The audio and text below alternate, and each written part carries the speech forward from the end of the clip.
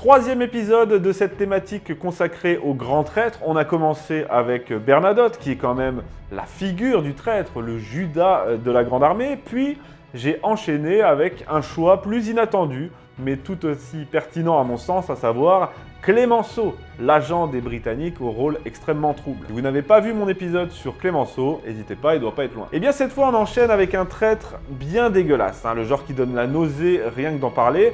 À l'écriture de cet épisode d'ailleurs, j'ai dû aller me laver les mains plus de fois qu'un boomer devant BFM pendant le Covid. On va parler de Pierre Cochon, un évêque qui, je ne vous apprends rien, porte bien son nom.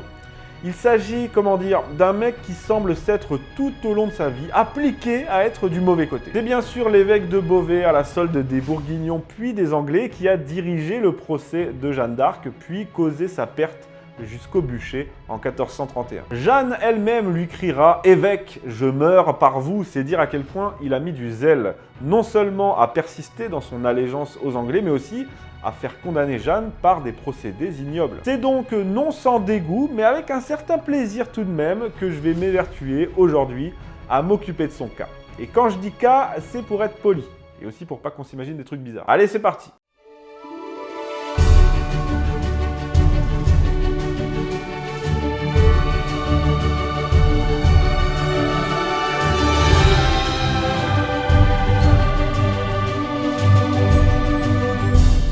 Alors, Pierre Cochon. Déjà le nom.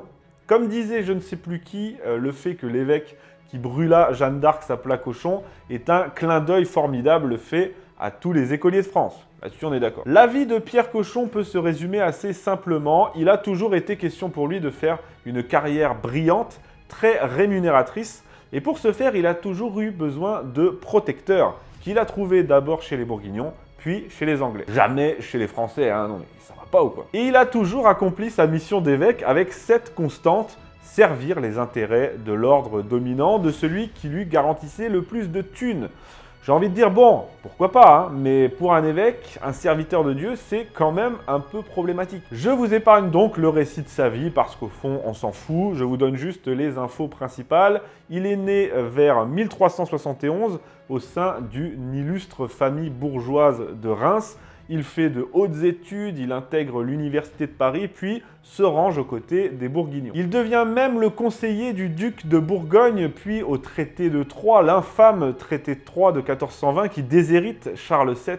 Il est toujours de leur bord, aux côtés des Anglais qui veulent s'emparer de la couronne de France. Une vie de constante traîtrise, je vous l'ai dit. Il devient évêque de Beauvais cette même année pour ses bons et loyaux services, puis après, c'est open bar, il passe carrément au service direct du roi d'Angleterre en devenant son conseiller. Voilà, les choses sont claires au moins. Alors oui, je veux bien entendre qu'à l'époque, c'était le gros bordel. Déjà, c'était la guerre de 100 ans contre les Anglais. En plus de ça, le royaume était divisé entre Armagnac et Bourguignon. Et pour ne rien arranger, l'église elle-même était en plein schisme, avec plusieurs papes, etc. Bref. Moi, tout ce que je dis, c'est que dans ce beau bordel, Cochon a choisi son camp. Non mais c'est très bien, et il s'y tiendra d'ailleurs, jusqu'au bout. Sauf que non seulement ce camp, c'est le mauvais, et qu'en plus de ça, ça le conduira à faire des choses pas claires, dont une chose ignoble. Et cette chose ignoble, c'est pas grand-chose, ça consiste d'être à ce point aveuglé dans ses allégeances qu'il va en arriver à brûler une sainte. Voilà, c'est tout. On y vient justement au procès de Jeanne d'Arc. Vous le savez, en 1429, Jeanne sort de nulle part, guidée par ses voix, par Dieu, elle va trouver le roi, délivrer Orléans, chasser les Anglais et faire sacrer le roi à Reims afin qu'il soit reconnu comme le seul roi légitime. Mais en 1430, devant Compiègne, elle est capturée par les Bourguignons. Et qui va débarquer avec sa belle soutane pour réclamer qu'elle soit vendue aux Anglais, puis jugée par l'Université de Paris, par l'Église, comme hérétique?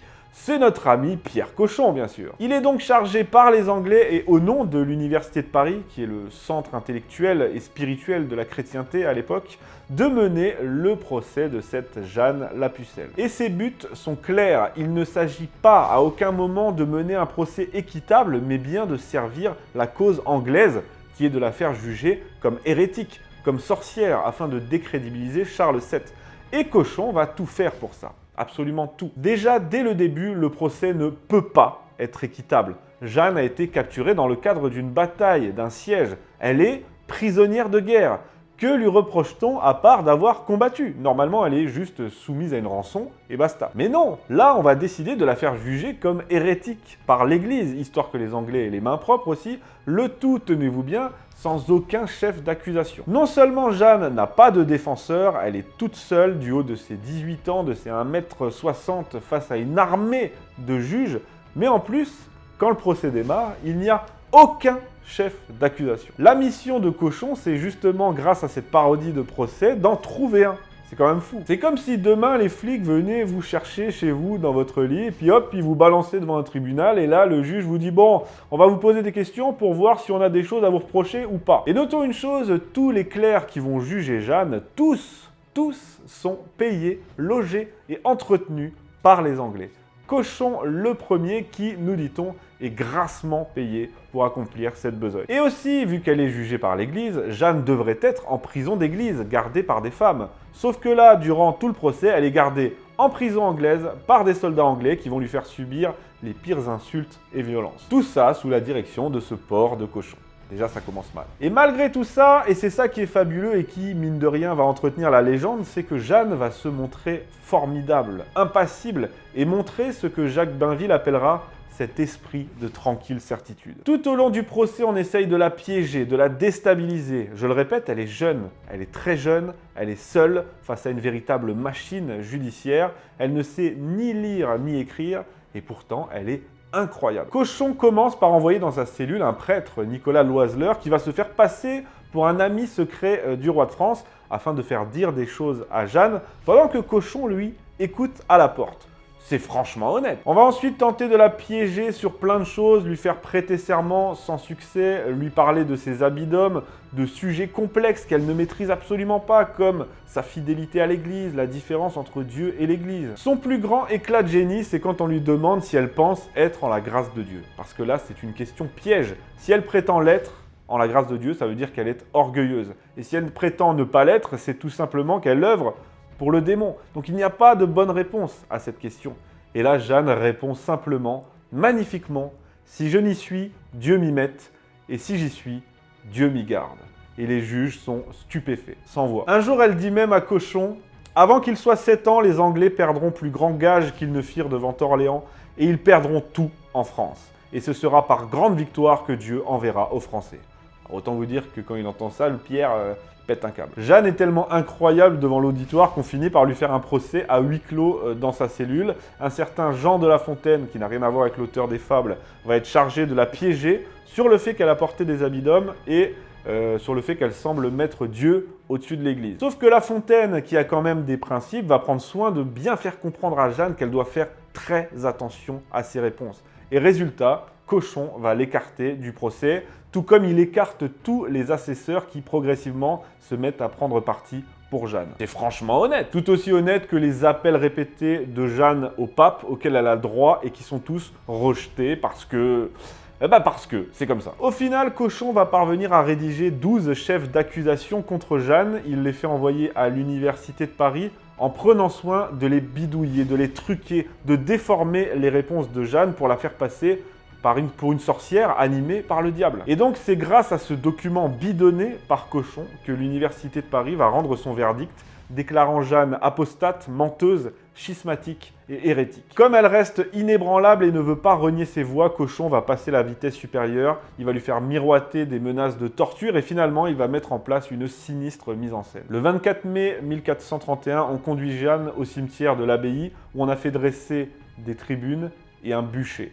Et là, on lui propose de signer une lettre d'abjuration en lui promettant que si elle signe, elle ne serait pas brûlée et qu'on la placerait en prison d'église, gardée par des femmes. Jeanne, qui est terrifiée par la vue du bûcher, évidemment, va signer cette lettre d'abjuration d'une croix. Mais alors qu'on lui avait promis prison d'église, on va la rejeter immédiatement dans son cachot, dans sa prison anglaise, gardée par des soldats anglais. Ainsi, 3 jours plus tard, Jeanne finit par se rétracter. Non seulement elle s'en veut d'avoir renié ses voix, mais elle se sent aussi trahie par Cochon qui lui avait promis prison d'église, mais surtout face au comportement, au harcèlement de ses geôliers, elle a repris l'habit d'homme alors qu'elle avait juré de ne plus le porter. Cet habit d'homme qu'on avait innocemment laissé dans sa cellule. Elle est donc désormais relapse et passible de la peine du feu. On rapporte que lorsque Cochon apprend que Jeanne a repris ce fameux habit d'homme qu'on avait laissé là, eh bien il en est tout heureux. Et quand il sort de la cellule de Jeanne et qu'il lui explique qu'elle va être livrée au bras séculier et donc brûlée vive, il est tout sourire. En sortant, il s'adresse même à Warwick l'anglais en ces termes, je cite Cochon, « Faites bonne chère, c'est fait ». Et là, même les assesseurs seront d'avis qu'il faut relire le texte à Jeanne, qu'il faut lui réexpliquer ce que ça implique. Mais Cochon le corrompu a déjà pris sa décision, celle pour laquelle depuis le début il a été grassement payé. C'est pourquoi Jeanne lui criera « Évêque, je meurs par vous ». Elle sera brûlée le lendemain, 31 mai 1431, sur la place du vieux marché de Rouen, dans un spectacle absolument déchirant. Jean Tressart, secrétaire du roi d'Angleterre, dira, je cite, « Nous sommes tous perdus, car c'est une bonne et sainte personne qui a été brûlée. » Cochon finira sa vie au service de l'Angleterre, et ce, malgré la reconquête de Charles VII initiée par Jeanne.